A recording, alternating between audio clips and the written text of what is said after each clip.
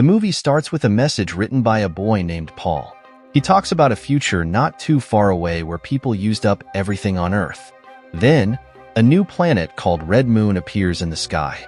For years, people mine Red Moon for a special energy source called lumina. But one day, Red Moon is surrounded by a strong magnetic field and changes course, heading straight for Earth. To stop the dangerous planet, they pick an astronaut to blow it up, but right before launch, he vanishes. Now grown up, Paul hears his younger self's voice guiding him.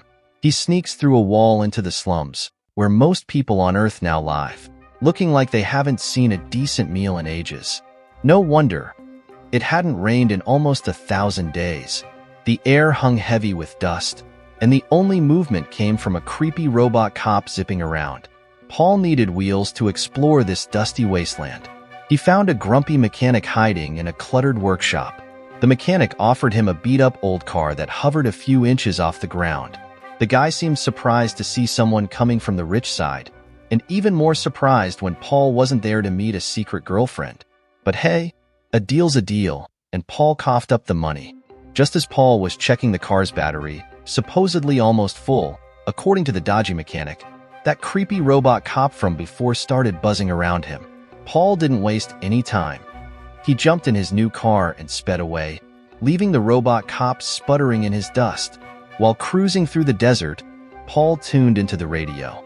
A news report crackled to life, talking about the missing astronaut again. Then, a voice filled his head, the same one from before. It was his own voice, younger and clearer. It told him to find a mysterious forest from an old drawing. A forest? In this dusty wasteland? Suddenly, the hero's car breaks down. It urgently needs a replacement Lumina battery. From nowhere, a scout robot appears. Paul pulls out a pistol and tries to shoot down the spy, but his hands shake and he misses. Then, the man injects some kind of drug into his wrist and with the next shot, knocks down the scout. He has to push the car to a shop standing in the middle of the desert.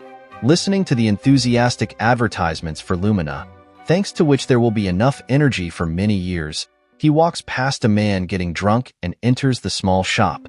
There, he finds a teenage girl behind the counter. Elma. Elma can order him a new battery, but it will take a long time to arrive. Stuck, Paul has no choice but to wait. On a nearby TV, a news report announces that because of Paul's escape, his brother Elliot has been chosen to take on the mission to destroy the Red Moon. The whole project is funded by their father, Henry, the founder of a big company called Space Goods Corporation. Elliot bravely takes off in a spaceship, but he can't get past the Red Moon's magnetic field. His ship disappears, and all signals are lost. Devastated by the news, Paul steps outside into a fierce storm. A memory from his childhood flashes through his mind. His mom is dying, his father brings him and his brother to say goodbye, but the young Paul senses something terrible is happening and runs outside. Tragically, he's struck by lightning. Paul wakes up with a jolt in his car, his hands shaking uncontrollably. His inner child's voice warns him not to take the medicine that helped him before, hinting that their father might be wrong. Meanwhile, Elma, wanting to escape the approaching storm, cranks up the music and dances her worries away in her room. She locks the door and starts looking at photos of her mother. Suddenly, a news report breaks in, urging people to help find Paul. The report reveals that Paul is the only one who has managed to bypass the Red Moon's magnetic field on his own, making him a valuable asset. Elma packs her bags, wanting to escape, but her scared dad won't let her leave. Meanwhile, out in the desert, two kids stumble upon a mysterious pod. Inside, they find Elliot, all banged up but alive. But something's different. His eyes look strange. Elma catches up to Paul, begging to join him. Paul says no, and Elma sadly heads back. Doctors check out Elliot. They figure the Red Moon's weird force messed with his genes, then somehow brought him back. Henry, Elliot's dad, feels awful about everything and tries to cheer him up. Suddenly, a memory flashes in Elliot's mind, a time from when their mom was sick. He'd climb a rock and think about jumping to make her better, but never did. Then one day, Paul came by, smiled, said he'd help, and jumped himself. Now, Elliot vows to find his brother. Uh-oh. The police are after Paul. Elma sees him hide in an old bathtub and escape. Back at her trailer, Elma's dad finds a picture of his ex-wife, whom he hates, and sets the whole place on fire. The next day, Elliot shows up at the gas station, but the dad acts clueless, pretending he never saw him. Paul witnesses this from afar. He secretly takes out a battery from his car to help Elliot, and Elliot seems to see right through the dad. He reminds the dad of his pain, his wife leaving, the way he treats Elma. Elliot says the dad has suffered enough, and the dad seems to agree. Shockingly, the dad shoots himself. Elma, witnessing her dad's death through the window, runs away, devastated. Elliot realizes his battery is gone. He sends a tiny robot scout to find the girl who took it. Elma, exhausted, sits by the side of the road where Paul spots her. He gives her a ride. Back at the shop, the delivery guy arrives with Paul's new Lumina battery. Elliot grabs it and races after them. Later, in the desert again, Paul tries to ditch Elma, but she blackmails him. She promises to help him find the forest if he lets her stay.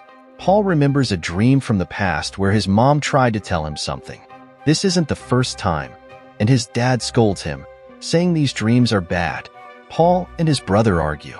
Paul says he sees him dead in his dreams, all old and creepy. They reach a checkpoint, but Elma is driving now and fools the guard to let them pass. Phew. Later, at a roadside cafe, Paul calls his dad. He says destroying the Red Moon is a bad idea, and sending his brother was a mistake too, because he died. Dad denies it all, saying he just wanted to save his mom.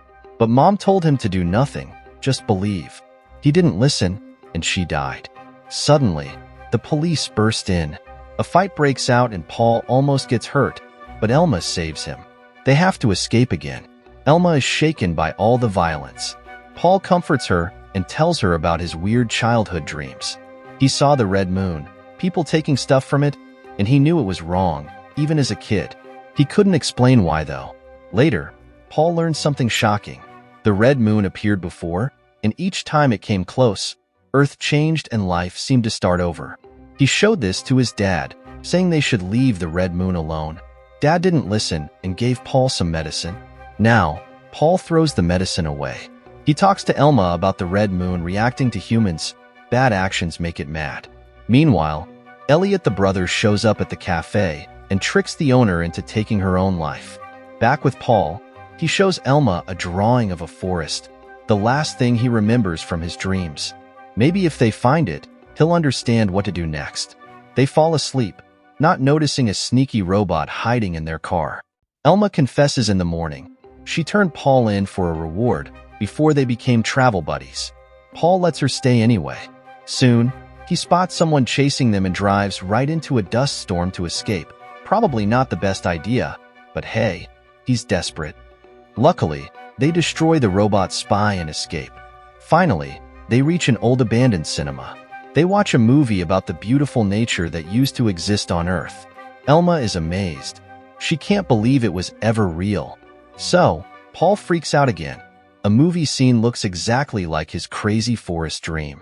Dude, get some therapy. Meanwhile, Elliot the determined, or should we say revengeful, brother finally catches up with Paul and his not-so-secret hostage. Paul fakes a kidnapping to escape, using Elma as a human shield. But guess what? Elliot doesn't care.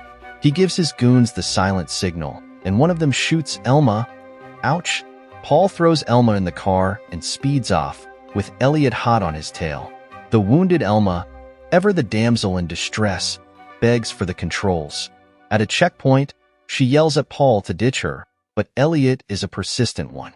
The chase goes on, and surprise, surprise, Paul crashes.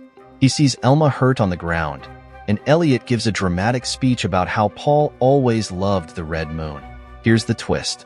Apparently only Paul can destroy the moon, and his dad will force him to do it.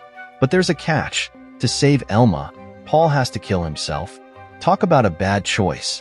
Paul contemplates pulling the trigger on himself, but in a shocking turn of events, he shoots his brother instead. Geez, Paul. Guilt-stricken but determined, Paul takes Elma to a lighthouse by their childhood beach, because, of course, that's where they used to live as a family. At the foot of his mom's grave, Paul finds a book of his childhood drawings.